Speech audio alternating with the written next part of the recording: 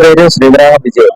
ഞാന് കഴിഞ്ഞ 2 തവണ ഈ വാർഡിൽ മത്സരിച്ച ഒരാളാണ് ശ്രീധരാമ. 2 തവണ മത്സരിച്ചതോട് കൂടിയിട്ടാണ് എനിക്ക് ഈ ശ്രീധരാമ വിജയൻ എന്ന പേര് കിട്ടിയത്. നമ്മുടെ 2000 മുതൽ 1995-ലാണ് ആദ്യം ശ്രീധരാമത്ത് BJPയുടെ സ്ഥാനാർത്ഥി മത്സരിക്കുന്നത്. അന്ന് മുതൽ BJPയുടെ സ്ഥാനാർത്ഥി ശ്രീധരാമത്ത് ഒരു ബൂത്ത് ഒഴികെ എല്ലാ ബൂത്തുകളിലും ലീഡ് ചെയ്ത് 2ാം സ്ഥാനത്ത് വന്നുകൊണ്ടിരുന്നതാണ്. വെറും 40 വോട്ടുകൾക്കൊക്കെയാണ് BJP സ്ഥാനാർത്ഥി 2ാമതായിട്ടുള്ളത്. നമ്മുടെ കഴിഞ്ഞ തവണ മിനി മത്സരിച്ച് വിജയിച്ച് വളരെ നല്ല രീതിയിലുള്ള മാതൃകാ പ്രവർത്തനങ്ങൾ നടത്തിയിരുന്നു. പക്ഷേ ഇടതുപക്ഷത്തിന്റെ നഗരസഭ അധികാരത്തിൽ വന്ന കാലം മുതൽ നഗരസഭ അധികാരത്തിൽ വരുന്നതിന് മുമ്പ് തന്നെ സർസിപിയുടെ കാലത്തുള്ള നഗരത്തിലെ വികസനങ്ങളല്ലാതെ ഈ നഗരത്തിൽ വികസനങ്ങളൊന്നുമില്ല എന്നുള്ളതിന് ഉദാഹരണം തന്നെ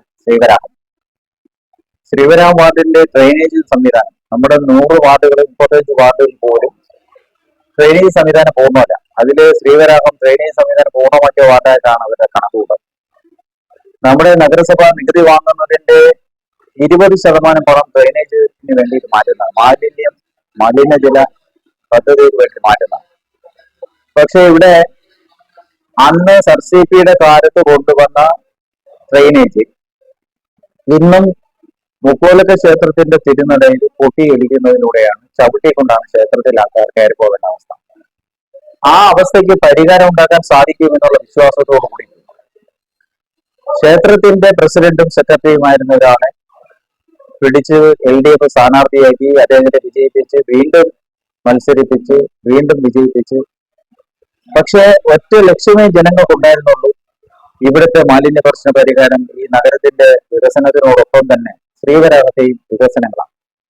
ഒരു തരത്തിലുള്ള മാറ്റവും നമ്മുടെ ഈ നഗരത്തിന്റെ പരിഹാരം വരുത്താൻ കഴിഞ്ഞിട്ടുള്ള തെളിവാണ്, ഉദാഹരണമാണ് ശ്രീവരാമത്ത്.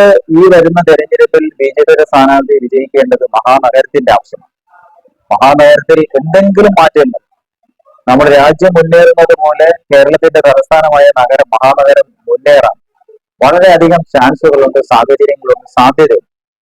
നരേന്ദ്രമോദിജി ഒരു സംസ്ഥാനത്തിന് വേണ്ടിയിട്ട്, അല്ലെങ്കിൽ ഒരു നഗരത്തിന് വേണ്ടിയിട്ട്, ഒരു ഗ്രാമത്തിന് വേണ്ടിയിട്ട് എന്തൊക്കെ കാര്യങ്ങൾ ചെയ്യുന്നു എന്ന് നമുക്കറിയാം.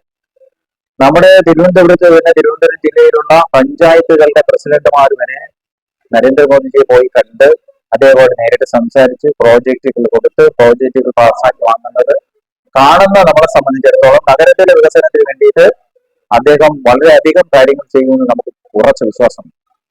76 വാർഡുകളിൽ കഴിഞ്ഞ പാർലമെന്റ് തെരഞ്ഞെടുപ്പിൽ രാജീവ് ചന്ദ്രശേഖർ ലീഡ് ചെയ്തതാണ്. 176 വാർഡുകൾ. ആ 76 വാർഡുകൾ ലീഡ് ചെയ്തത് കണ്ടപ്പോ ഇവിടുത്തെ ആളിളക്കം ഇടതുപക്ഷത്തിനും മാർക്സിസ്റ്റ് പാർട്ടി നേതൃത്വം കൊടുക്കുന്ന ഇടതുപക്ഷത്തിനും കോൺഗ്രസിന്റെ നേതൃത്വത്തിലുള്ള വലതുപക്ഷത്തിനും അവർക്ക് ബേജാർ തുടങ്ങി. രണ്ടുപേരും കൂടെ ആസൂത്രിതമായിട്ടാണ് ഡീലിമിറ്റേഷൻ എന്നൊരു സംഗതി കൊണ്ടുവന്നിട്ടുള്ളത്. ഡീലിമിറ്റേഷൻ വന്നതോടുകൂടി ശ്രീവരാമം എന്നുള്ള പേര് നഷ്ടപ്പെട്ടു. ശ്രീവരാമം എന്നുള്ള പേര് നഷ്ടപ്പെടുന്നതോട് കൂടിയിട്ട് നമ്മുടെ എല്ലാ മേൽവിലാസവും മാറുകയാണ്. ആധാർ മാറണം, പാൻ കാർഡ് മാറണം, TC നമ്പർ മാറുന്നതോട് കൂടിയിട്ട് നമ്മുടെ അഡ്രസ്സ് മുഴുവൻ പോയി. കുട്ടികളുടെ TCകൾ വെച്ചുകൊണ്ട്, കുട്ടികളുടെ വിദ്യാഭ്യാസ സർട്ടിഫിക്കറ്റുകൾ വെച്ചുകൊണ്ട് ഒന്നും ചെയ്യാൻ പറ്റാത്ത അവസ്ഥ വരും. എല്ലാ തരത്തിലുള്ള മാറ്റങ്ങൾ നമ്മൾ അനുഭവിക്കേണ്ട അവസ്ഥ വരും. ശ്രീവരാമം കൊണ്ട് മാറി മുട്ടത്തറ വാർഡായി മാറുമ്പോൾ ഈ ശ്രീവരാമത്ത് ആദ്യ കാലഘട്ടത്തിൽ വെറും 8 വാർഡുകളായിരുന്ന കാലഘട്ടത്തിൽ പോലും നഗരത്തിന്റെ പരിധിയിൽ ഇന്ന് 100ആയിട്ട് കാണുന്ന വാർഡുകളിൽ വെറും 8 വാർഡുകളുണ്ടായിരുന്ന കാലഘട്ടത്തിൽ പോലും ശ്രീവരാമം ഉണ്ടായിരുന്നതാണ്. ആ ശ്രീവരാമത്തെ നശിപ്പിക്കുക എന്ന് പറഞ്ഞാൽ നമ്മുടെ കേരളത്തിൽ, നമ്മുടെ ഇന്ത്യയിൽ തന്നെ വളരെ അപൂർവം അവതാരമൂർത്തിയായ മഹാവിഷ്ണുവിന്റെ അവതാരമൂർത്തിയായ വരാഹമൂർത്തി ഉള്ള ക്ഷേത്രങ്ങളാണ് ഏറ്റവും പ്രധാനപ്പെട്ട. കേരളത്തിലെ ഏറ്റവും 2ാമത്തെ കുളം ശ്രീവരാമം ക്ഷേത്രകുളം, വരാഹമൂർത്തി ഭഗവാന്റെ ആറാട്ടം നടക്കുന്ന കുളമാണ്. ഇങ്ങനെ ഈ ശ്രീവരാമത്തെ നഷ്ടപ്പെടുത്തുന്നു, ശംഖുമുഖത്തെ നഷ്ടപ്പെടുത്തുന്നു. ഇങ്ങനെ നമ്മുടെ അറിയപ്പെടുന്ന ഈ ശ്രീവരാമവും ശംഖുമുഖവും നഷ്ടപ്പെടുന്നതോട് കൂടിയിട്ട് തിരുവനന്തപുരത്തിന്റെ പേര്, അനന്തപുരനാമന്റെ പേരിൽ അറിയപ്പെടുന്ന തിരുവനന്തപുരത്തിന്റെ പേര് പോലും നഷ്ടപ്പെടുന്ന വിധത്തിൽ തിരുവനന്തപുരം പത്മനാഭന്റെ ആറാട്ടിനെ ബാധിക്കുന്ന തരത്തിൽ ശംഖുമുഖം നശിപ്പിക്കുന്നു. ശ്രീവരാമത്തിന്റെ പേര് നഷ്ടപ്പെടുത്തി ശ്രീവരാമം എന്നുള്ള പേര് നഷ്ടപ്പെടുത്തി. ഇങ്ങനെ നിരവധി പ്രശ്നങ്ങളാണ് സൃഷ്ടിക്കുന്നത്. 76 വാർഡുകളിൽ BJP ലീഡ് ചെയ്യുന്നത് കണ്ടുകൊണ്ട് ഡീലിമിറ്റേഷൻ കൊണ്ടുവന്നതിന്റെ പിന്നിൽ നമ്മുടെ ഈ 2-3 ലക്ഷ്യങ്ങളാണ് പോകുന്നത്. ലക്ഷ്യത്തിൽ ഒന്ന്, നമ്മുടെ ഈ നാടിന്റെ സനാതന ധർമ്മത്തിന്റെ ഭാഗമായിട്ടുള്ള ക്ഷേത്രങ്ങൾ, അവതാരമൂർത്തിയായ വരാഹമൂർത്തി ഭഗവാന്റെ പേരിൽ അറിയപ്പെടുന്ന ശ്രീവരാഹം വാർഡിനെ നഷ്ടപ്പെടുത്താൻ വേണ്ടി ശ്രമിക്കുമ്പോൾ എന്തുമാത്രം ജനങ്ങൾ ഏതൊക്കെ തരത്തിൽ നമ്മൾ മുന്നോട്ട് ഓടേണ്ടി വരുമെന്ന് അറിയാവുന്ന ആ ജനങ്ങളെ സംബന്ധിച്ചിടത്തോളം ഈ വാർഡിൽ BJP സ്ഥാനാർത്ഥി വിജയിക്കേണ്ടത് വളരെ അത്യാവശ്യമാണ്. നമുക്ക് 3 സ്ഥാനാർത്ഥികളെ കുറിച്ചിട്ട് വിലയിരുത്താനായിട്ട് എല്ലാ ജനങ്ങൾക്കും കഴിയും. വ്യക്തിപരമായിട്ട് വിലയിരുത്താനായിട്ട് കഴിയും.